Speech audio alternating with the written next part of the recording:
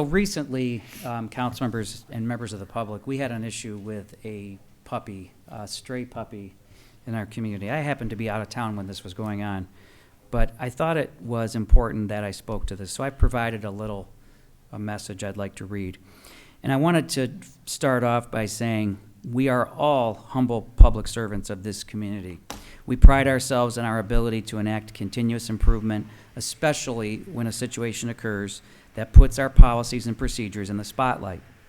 Over the course of the last week, I have personally held meetings with our Human Resources Department, Public Safety, Communications, and staff in the Municipal Service Division that includes animal control and code enforcement. While it has been determined that proper protocol was followed in this unfortunate situation, in an attempt to better serve our residents, I am enacting the following. 1, along with our legal team, we will be reviewing all policies and procedures related to animal control. We will use best practices to identify and eventually memorialize our revised policies in writing.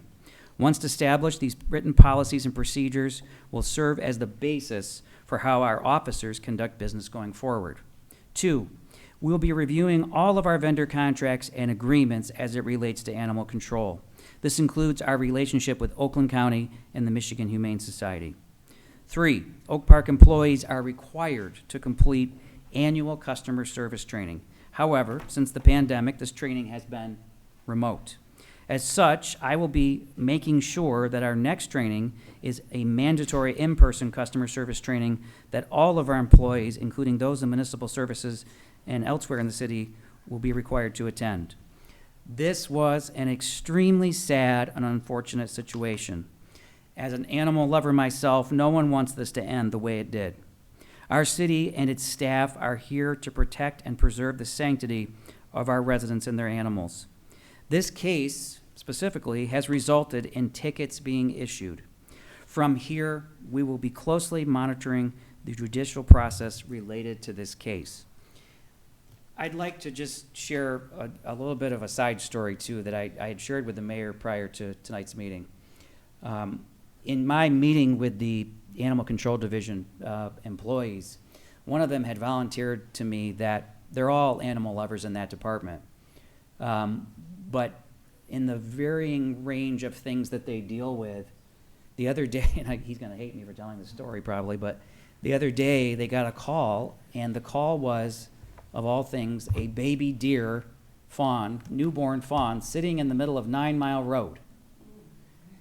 And the mother was nowhere to be found.